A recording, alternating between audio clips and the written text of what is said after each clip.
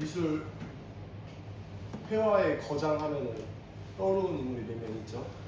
그 중에 한 명이 렘브란트예요. 렘브란트는 진짜 전무후무한 인물이라고 해도 될 것 같아요. 네? 보통 이런 화가들 중, 예술가들 중에서 당대에 인정받는 사람이 많지 않아요. 내가 존재하는 그 당대에 인정받기가 많지 않은데 렘브란트는 당대에 인정받았어요. 그림 한 번으로. 실제로 렘브란트는 그 당시에 이제 1600년경인데 17세기 때인데 그때 보통 유럽에서 이제 미술가로 회화로 뭔가 이렇게 성공하려면은 보통 이탈리아로 많이 갔어요. 유학 가고 거기서 이제 공부하고 거기서 배워서. 그러니까 지금으로 말하자면 우리가 취업하려면 서울 가고 뭐 공부하려면 뭐 어디 고시원으로 가야 되고 뭐 그런 것처럼 이 당시에도 미술가로서 화가로서 성공하려면 이탈리아로 가야 돼요. 근데 이 렘브란트는 그렇게 하지 않았어요. 네덜란드 암스테르담으로 갔어요. 그러니까 자신감이 거예요. 나는 그런 위치나 지역에 상관없이 난 실력만으로 난 여기서 인정받을 거라. 실제로 렘브란트는 그게 가능했어요. 엄청난 천부적인 재능을 가지고 있어요. 그래서 젊은 시절부터 렘브란트의 그림은 엄청 비싸게 팔려나갔어요. 실제로 렘브란트는 돈을 좋아했어요. 돈도 좋아하고 여자도 좋아하고 술도 좋아했어요. 그래서 자기 그림이 비싸게 팔려요. 지금으로 말하면 그냥 그림 한 번 그리면은 몇 천만 원씩 팔리고 비싼 건 뭐 몇 억씩 벌기도 했어요. 그림 한 번에. 지금 돈으로. 그러니까 렘브란트는 지금으로 말하면 네덜란드의 시내 강남에 4층짜리 건물이 있었어요. 그 17세기에. 그러니까 엄청난 부자였죠. 잘 나갔고. 그러니까 렘브란트는 그것을 마음껏 누렸어요. 자, 우리 한번 제가 보여준 사진 있죠? 여기다가 올라가고 있는데 여기다가 올려주시고요. 사진하고 선술집의 방탕하라는 날라갔다. 여기다가 파일을 놔두는데 여기다가 파일을 날라갔다. 잠깐만.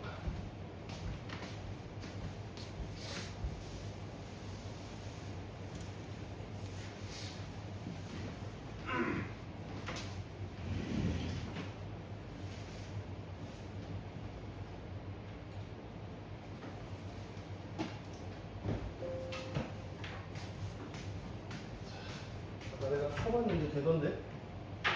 여기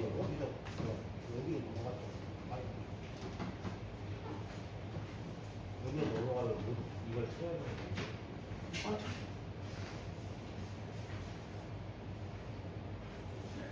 선술집의 방탕하라는 두 개가 있어요. 그림을 두 개를 준비했는데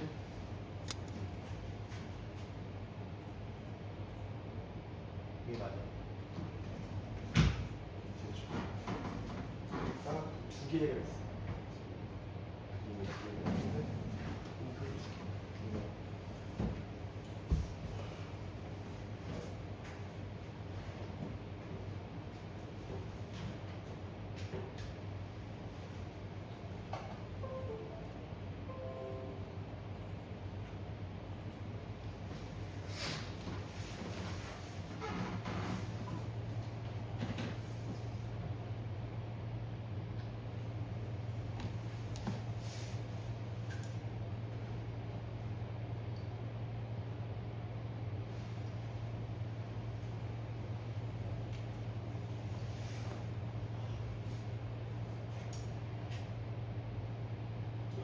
확답은 렘브란트가 서양 화가 중에서는 자화상을 제일 많이 그렸어요. 역사 최고로 그렸어요. 그러니까 100점 이상의 자화상을 그렸거든요. 그러니까 왜 그렇게 그린지 모르겠어요. 어떻게 보면 자기 애일 수도 있고, 근데 또 어떤 측면에서는 그게 노인이 돼서도 그렇게 그렸거든요. 그러니까 자기 애뿐만 아니라 자기 존재에 대한 증명이 필요했던 거예요. 그러니까 나는 누구인가에 대한 증명인 거예요. 렘브란트는 제가 말했다시피 돈도 좋아하고 술도 좋아하고 여자도 너무 좋아했는데 뿐만 아니라 자기 신념과 고집과 철학이 있던 사람이에요. 그러니까 이탈리아로 안 가고 그냥 암스테르담으로 간 거지. 그리고 뿐만 아니라 주변의 그런 평판에도 휩쓸리지 않았던 사람이에요. 자기가 고집한 그 기법이나 그 방식을 계속 고수한 거예요. 돈이 안 되더라도 그렇게 했어요. 자, 여기 보면 렘브란트가 30살 때 자기 모습을 그린 거예요. 제목도 선술집의 방탕. 자기 모습을 그리는데 막 우리는 막 셀카 찍을 때 어떻게 찍냐면은 막 화장 칠하고 예쁘게 화사시하게 하고 잘 나오게 하잖아요. 근데 렘브란트는 진짜 자기 존재에 대한 그 뭔가가 필요한 거예요. 그래서 자기가 자기 30살 때 자기 얼굴 그려다 보니까 어때? 지금 눈이나 표정부터 엄청 쾌하게 쩔어 있는 그런 느낌을 저희가 받아요. 그러니까 이게 지금 이렇게 봐서 그러지 원본으로 보면요 실제로 그게 엄청 더 잘 느껴지고 다가와요. 어쨌든 여기를 보면은 한 손은 여인 한 명, 그러니까 시스키아라는 그 자기 첫 번째 아내가 있었어요. 그 아내를 무릎에 앉혀서 그 허리를 딱 감싸 안고 또 한쪽으로는 딱 술을 들고 이 자세로 자기 자화상을 그린 거야. 그러니까 그 정도로 아주 쾌락에 쩔어 있고 탐욕적이고 음란하고 아주 죄에 깊이 빠져 있는 자기 모습을 30살 때 자기가 그린 거예요. 네. 그러니까 이랬던 렘브란트가 이제 말년에 들어서 자기 자신을 어떻게 그렸냐면은 자 이제 그 옆에 있는 거. 이제 그건 30년 전의 그림이고 30년 뒤에 이제 이 그림을 그렸어요. 이것은 렘브란트가 죽기 직전에 그린 그림이에요. 마지막 유작이라고 보면 돼요. 그러면은 한 거장이 그 마지막에 그린 그 화룡 점점의 그림이 어떤 의미가 있는지 이제 우리가 좀 봤으면 좋겠어요. 이거는 딱 우리가 제목에서 알 수 있다시피 오늘의 비유 이야기를 렘브란트가 그린 거예요. 근데 제가 아까 말했다시피 렘브란트는 자기 신념과 철학을 고집한 사람이에요. 그리고 더구나 자기가 누구인지를 묻는 사람이에요. 렘브란트가 제가 아까 말했다시피 정점을 찍었어요. 30살 때 정점을 찍었어요. 정점을 찍고 나서 엄청난 돈과 명예와 성공을 거머쥐었어요. 거머쥐고 나서 그 렘브란트의 가장 또 역작 중에 야경이라는 역작이 있거든요. 근데 그 역작을 그린 뒤로 몰락을 했어요. 왜냐하면 렘브란트는 자기 신념이 있기 때문에 그 16명의 사람이 돈을 나눠가지고 그러니까 돈을 엠빵 해가지고 1000만원씩 걷었어. 16명의 사람이 걷어가지고 렘브란트한테 돈을 줬어요. 한꺼번에. 그리고 우리 16명을 그려달라고 이제 요청을 했단 말이에요. 요청을 했는데 렘브란트는 그러면 16명이 동일하게 돈을 엠빵 해가지고 걷었으면은 좀 동일하게 나와야 될 거 아니야. 근데 렘브란트 그렇게 안 그렸어요. 몇 명은 주인공처럼 가운데 스포트라이트를 쫙 받고 있고 몇 명은 저기 구석에 있는데 심지어 어떤 사람은 옆에 사람 팔에 가면서 이렇게 나와 있어요. 돈은 엠빵 했는데 그러면은 가운데 있고 주인공으로 빛나는 사람은 기분 좋겠지만은 가려진 사람은 얼마나 속상하겠어요. 그죠? 근데 렘브란트는 그런 걸 굽히지 않는 거예요. 아야 이게 맞아. 야 이렇게 해봐 이거 진짜 기가 막힌다니까 하면서 그림을 내보낸 거예요. 근데 그 뒤로 렘브란트의 명성이 땅에 추락하기 시작해요. 렘브란트는 의뢰인의 요구를 맞춰주는 사람이 아니라 지 고집대로 지가 그리고 싶은 대로 그리는 사람이다 하면서 수많은 평론가한테 막 공격당하고 하면서 렘브란트는 그런 식으로 계속 그림을 그렸던 거예요. 그래서 이때부터 이제 몰락하기 시작해요. 정점을 찍고 올라가기 시작해요. 그래서 경제적으로 타격 입고 이렇게 돼서 막 자기 4층짜리 강남 건물을 팔고 자기 작품 다 팔고 가구도 팔고 기부도 다 팔았는데도 빛을 못 갚을 정도가 됐어요. 뿐만 아니라 이때 어떤 일이 일어나냐 이 정점에 그 야경을 그릴 때 그때가 한 30살쯤 돼요. 이때 자기 첫째 아들이 죽어요. 그리고 3년 뒤에 그 다음에 장녀가 죽어. 또 다시 2년 뒤에 그 둘째 아들이 죽어요. 둘째 딸인가 아들인가 죽어요. 또 다시 또 2년 뒤에 아내까지 죽어. 왜요? 병으로? 네. 병인지 뭔지 모르겠어요. 그냥 죽었다고 나와 있어요. 네. 좀 병이겠죠? 이 당시에 병이 좀 많았으니까. 네. 어쨌든 이런 식으로 다 죽었어. 근데 누구 남았냐? 이제 생후 9개월 된 아기 티투스만 남은 거야. 근데 먹여 살릴 것도 없고 돈도 없어. 그래서 유모 하나를 구해왔어. 그래서 유모를 구해서 먹이는데 그 유모랑도 정군이 났어. 그러니까 사회적으로 얼마나 혼돈스러운 비판을 많이 받았겠어요. 아주 도덕적으로 잘못된 사람 이제 그런 식의 어떤. 그러면서 또 그 여자랑도 소송을 또 벌여. 이 여자랑 막 싸워가지고 불행하게 해가지고 또 1년 동안 소송 벌여가지고 그 여자를 정신병원에 강경하기까지 했어. 그러니까 그 렘브란트는 쾌락에 빠진 사람일 뿐만 아니라 도덕적으로 엄청 잘못된 사람이라는 걸 좀 먼저 알았으면 좋겠어. 우리가 봤을 때는 신화적인 인물이에요. 미술계의 신화적인 인물이고 엄청난 거장인데, 명암의 마술사, 빛의 어둠의 마술사인데, 근데 그의 그 실제 성격은 상당히 어두운 면이 많이 있었다. 그 유모랑 전분 나가지고 유모를 정신병원에 가두고, 심지어 유모가 5년 뒤에 또 나오려고 하니까 다시 또 자료 수집해하고 다시 또 감금시키고 이것을 계속했어요. 그래서 이 시기에 렘브란트가 그림을 하나도 못 그렸어요. 소송 준비하느라 1년 동안 그림을 하나도 못 그렸어요. 그 여자랑 싸우는 거예요. 계속 몰락을 하는 거예요.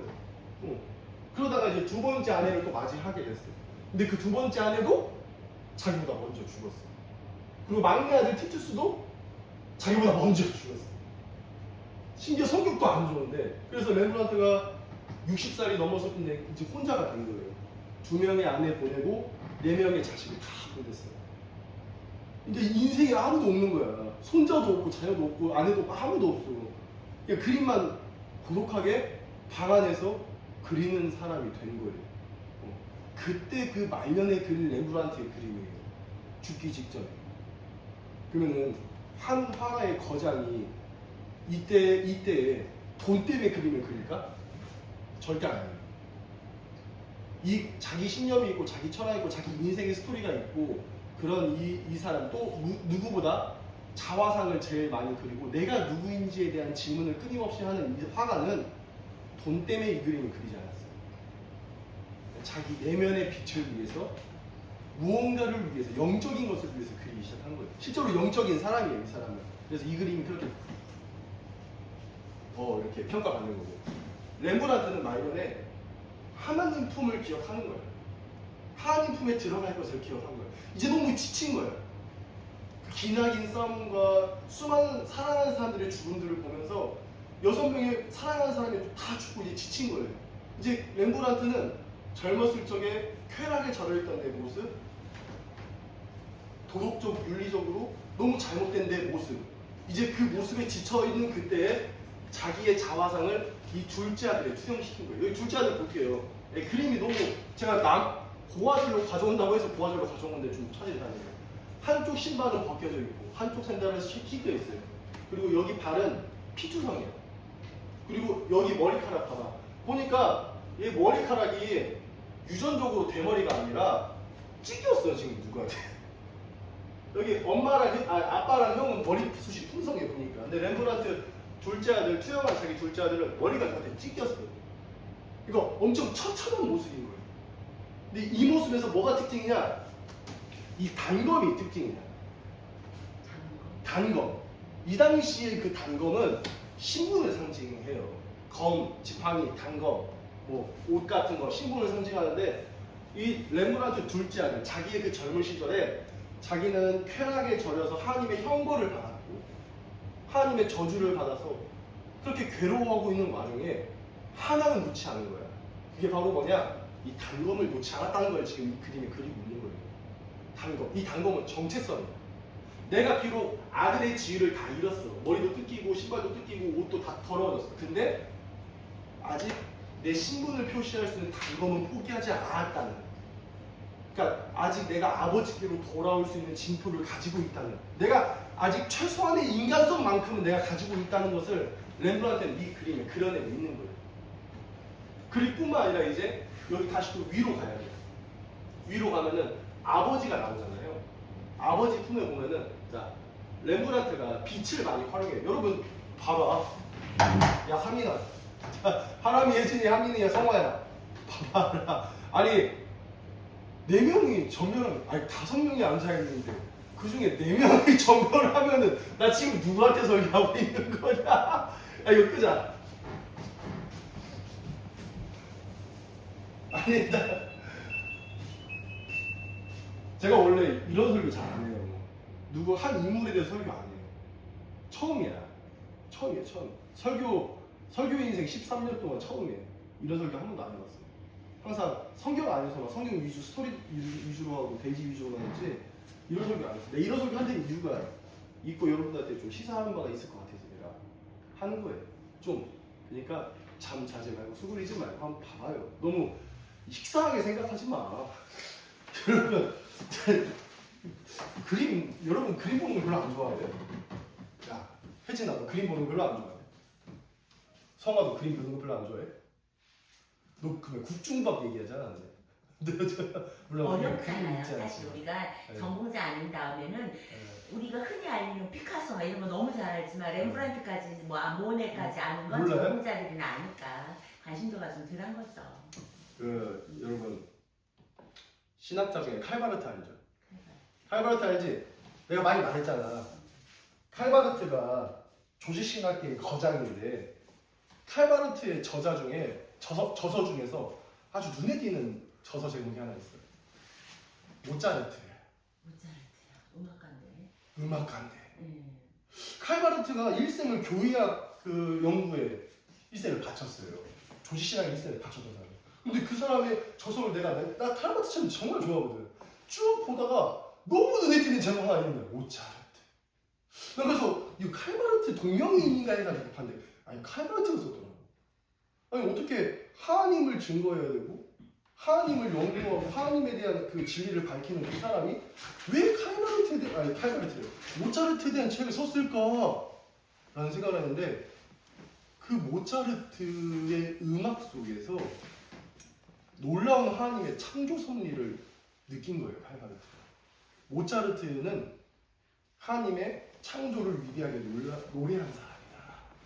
그런 독보적인 인간이다 하면서 심지어 모차르트를 추앙하고 찬양하는 정도의 그런 글이 있어요. 그러니까 칼바르트는 모차르트의 노래에서 하나님의 찬양 소리와 그 깊은 내면의 의미에 깊이 심취된 거예요. 여러분 노래 같은 음악도 들으면 그냥 우리가 요즘에 너무 도파민에 쩔어들어가지고 그냥 신나는 노래 비트감 있고 베이스가 웅웅웅 울리는 그런 노래만 좋아하지만은 사실 노래에서도 하나님을 느낄 수 있는 바가 많아요. 그림도 마찬가지로. 제가 그림도 여러분 진짜 그림에 대해서 배우고 그림에 대해서 깊이 들어가고 알게 되다 보면은 그 그림만 보는데 몇 시간이 걸려요. 심지어 그 몇 시간 동안 보는데 시간 가지고 계속 본다니까. 그 그림이 너무 깊어서. 여러분들도 한번 지금 뭔 소리 짓거리냐라고 묻지 말고 여러분들이 그런 안목을 가졌으면 좋겠어. 그런 깨어있는 영혼을 좀 가졌으면 좋겠어. 혜진아, 알겠지? 하나만, 알겠어. 모르겠어? 하민아, 그래, 알겠어? 그러니까 여러분 너무 이렇게 재미없게 생각하지 말고 제가 재미있게 해줄게. 내가 그냥 별거 아닌데 이렇게 가져왔겠어. 한번 잘 봐봐요. 먼저 첫 번째로 일단은 이 두 번째 아들 렘브란트의 젊은 시절에 돌아가는 의미예요. 내가 방탕하고 어지러웠던 그 순간, 죄를 가장 많이 지었던 그 순간을 의미하고 하나님 품에 안기는 것을 렘브란트가 표현을 한 거예요.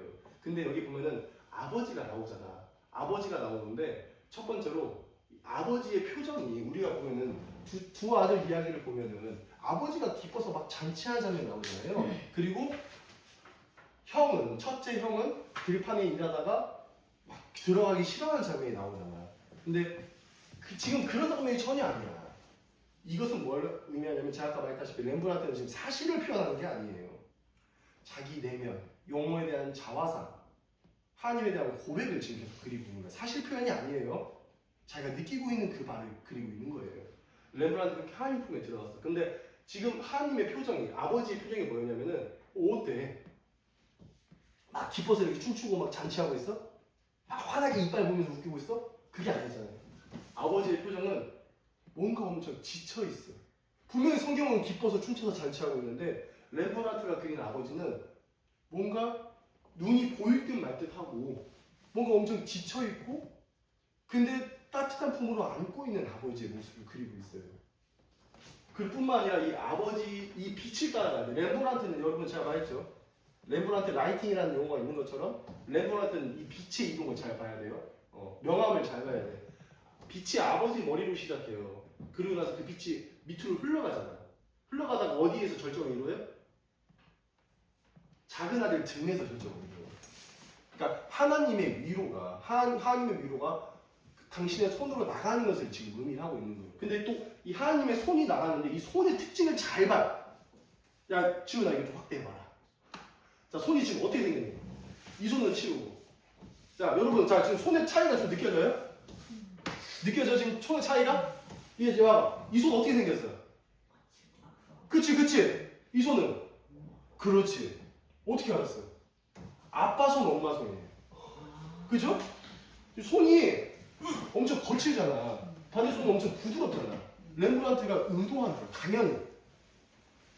지금 아빠의 강한 손으로 붙잡고 있는 거예요. 비록 표정은 아버지의 표정은 지쳐있고 힘들어있고 뭔가 긴 삶의 무게를 견디는 표정이에요. 아들이 돌아와서 기쁜 거 맞는데 그 아들이 돌아오기까지 기다린 아빠의 마음이 그 표정에서 나타나고 있는 거예요. 힘들었고 지쳤고 그러나 널 사랑하고 환대하고 그리고 이 아빠의 이 왼손은 내가 널 다시 놓지 않겠다는 굳건한 의지를 표현해요. 난 널 지키겠다. 그리고 이 부드러운 엄마 손은 뭐냐? 내가 너의 마음을 감싸주고 위로해줄게.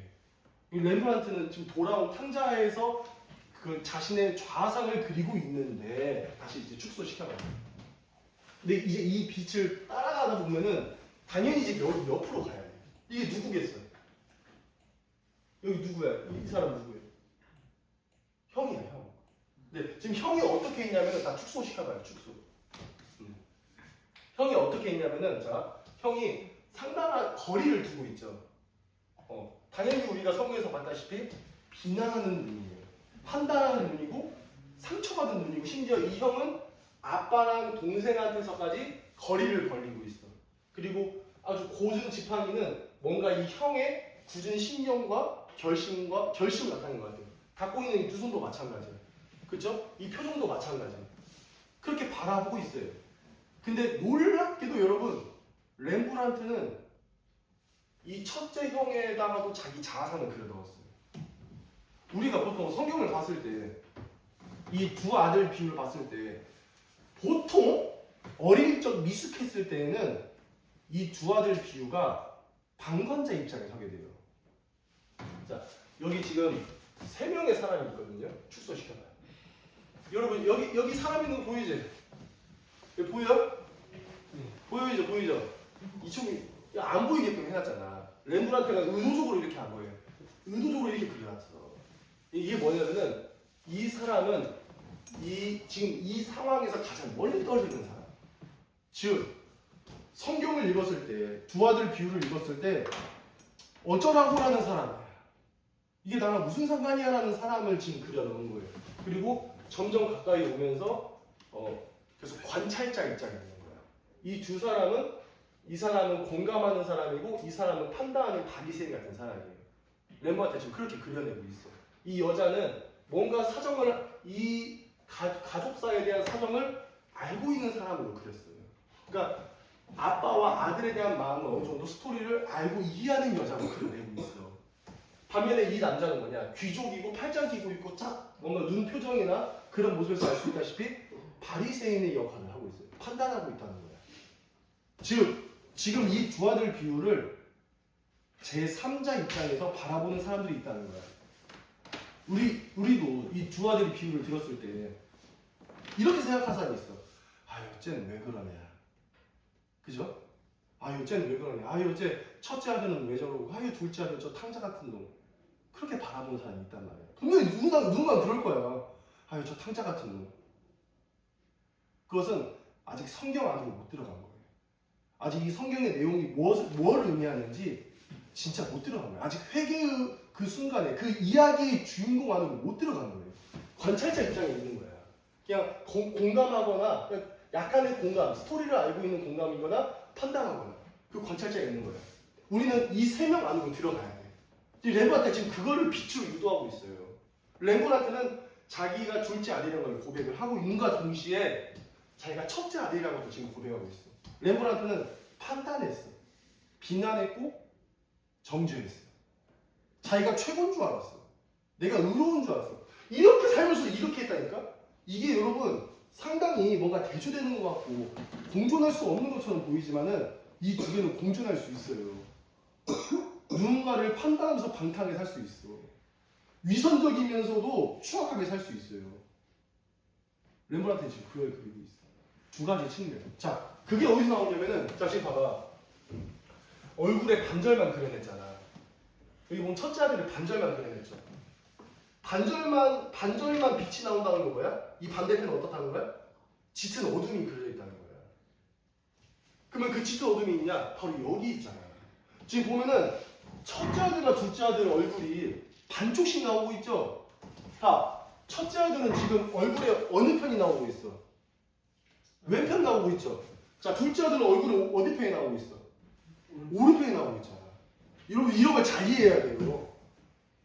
괜히 용적인 그림이 아니라니까. 이 그림이 정말 많은 의미를 내포하고 있다는 걸 계속 알아야 돼. 렘브란트는 첫째 아들과 둘째 아들의 오른쪽 왼쪽을 반으로 다 갈라서 그려내고 있어요. 그래서 보면은 첫째 아들의 얼굴은 이목구비가 뚜렷하게 드러나는데 둘째 아들은 이목구비조차도 안 나와. 지금 깊은 어둠에 있는 거야. 이것은 한 사람의 얼굴에서 그런 양면성을 전부 다 가지고 있다는 걸 의미하는 거야. 너는 첫째 아들인가 동시에 둘째 아들이라는 거야. 사실 우리 이거 엄청 바들이 거북한 일이거든. 둘째 아들이고 첫째 아들이다. 엄청 거북한 일이야. 근데 이 이야기 속으로 들어와야만 돼. 그래야 진정한 회개가 일어나. 자, 근데 놀랍게도 렘브란트가 말년에 그린 이 그림에는 이 아버지조차도 자기가 투영되어 있어요. 아버지가 되어야만 돼. 자, 여기 보면은 여기 아버지랑 아들이 엄청 비슷해요, 느낌이. 옷 걸치고 있는 빨간색 망투도 그러고, 복장도 그러고, 생김새도 그래. 수염도 비슷하고. 결국 아버지와 아들은 같다는 거야. 아버지와 아들은 같고, 심지어 손도 봐봐. 첫째 아들의 손도 아버지 손을 가지고 있어요. 자, 지금 첫째 아들의 손이 짝짝이인 거 보여 안 보여? 성화야. 보여 안 보여? 뭔 생각하냐? 다음부터 이런 거 안 해야 되는데. 자, 첫째 아들의 손에 지금 차이점 못 느끼겠어요? 첫째 아들도 지금 거친 손과 부드러운 손 같이 가지고 있잖아. 고운 손을 덮고 있지. 그쵸? 거친 손이 고운 손 덮고 있는 거 보이죠, 여러분? 아버지의 손을 가지고 있다니까? 우리가 성경에서 봤을 때 첫째 아들은 비난자고 바리새인이고 그런 사람으로 봤잖아. 회복 불가능한 인간으로 봤단 말이야. 지금까지 우리 성경을 봤을 때. 근데 첫째 아들도 아버지 같은 사람을 잠재하고 있다는 거야. 여기서 놀라운 이제 진리가 있는 거예요. 비록 첫째 아들이 지금 이 상황을 받아들이지 못해. 둘째 아들도 자기가 그냥 죄인이고 자기가 아버지 같은 사람이 될 거라 생각 못해. 근데 놀라운 것은 이 아버지 역시도 사실은 렘브란트의 자화상이야. 렘브란트의 젊을 적, 나이 들어가며 나이가 들어가는 모습.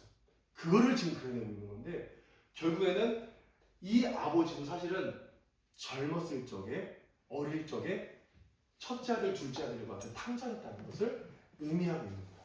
결국 이 그림이 의미하고 있는 건 뭐냐면은 네가 지금 첫째 아들이고 네가 지금 둘째 아들의 탕자 입장에 있지만은 언젠가 너도 아버지가 되어야 된다. 네가 지금은 아버지 품에 안겨서 위로받고 아버지 품 안에서 돌아가고 뭔가 이렇게 수용되고 있지만은 너도 언젠가는 상처받은 일을, 아픈 일을 수용하고 용서해줘야 된다라는 그런 메시지를 담고 있어요. 우리는 맨날 성경 보면서 이 두 아들 비유를 보면서 내가 첫째 아들일까 둘째 아들일까 그 생각만 해. 정작 내가 아버지일까라는 생각을 안 해. 근데 우리는 아버지가 되기로 촉구받고 있어요. 아버지조차도 첫째 아들이고 둘째 아들이었던 거야. 아버지 역시도 상처받았던 거야. 그게 흔들었던 거야. 그래서 그 표정에서 그런 게 나오는 거야. 널 기다렸고 널 이해하고 있다는 거. 그렇기 때문에 이해할 수 있는 나도 죄에 빠져받기에 나도 아파받기에 너를 이해하고 품어준다는 렘브란트는 이렇게 자기의 자화상을 그려낸 거예요. 그리고 이 자화상을 그려내놓고 비로소 눈을 감는 거예요. 내가 하나님 품에 안겼고 내가 젊었을 때 이런 실수를 했고 이런 상처를 줬고 지금 내가 아버지의 마음을 이제 조금 이해하겠습니다 하고 63세 나이에 눈을 감아서 운명을 한 거예요. 여러분, 제가 두 아들 비유를 꼭 이 그림으로 설명해봐야 해야만 좀 더 이 의미가 잘 전해질 수 있을 것 같아서 여러분께 전해봤어요. 성화도 잘 들었어? 예. 성화, 근데 다리 보고 꽂는 건 좀 그런 것 같아. 예배 드릴 때는 다리 꽂지 말고 우리가 좀 집중하면서 너무 애써 눈 감지 않았으면 좋겠어요. 여러분들이 오자마자 눈 감아야겠다고 눈 감지 말고 좀 하나님께 드리는 예배니까 예배답게 이렇게 여러분들이 좀 드리면서 이렇게 말씀을 드렸으면 좋겠습니다. 함께 기도하겠습니다. 하나님 아버지, 오늘 이렇게 말씀을 통하여서 하나님 한 화가의 그림을 통해서 하나님의 마음이 어떤 마음인지, 하나님께서 이 말씀을 통해서 우리에게 주시는 메시지가 어떤 메시지인지 우리가 오늘 다시 한번 알 수 있었습니다. 우리 청년들이 관망자, 관찰자, 판단자 입장에 있는 것이 아니라 이제 이 이야기 속으로 들어가서 스스로 둘째 아들이 되고 첫째 아들이 되고 그리고 종래에는 아버지가 되어서 나중에는 아버지 역할을 감당하면서 용서하고 수용할 수 있는 그러한 주의 자녀들이 될 수 있도록 도와주세요. 아멘. 사랑의 본체 되신 예수님의 이름으로 기도드립니다. 아멘.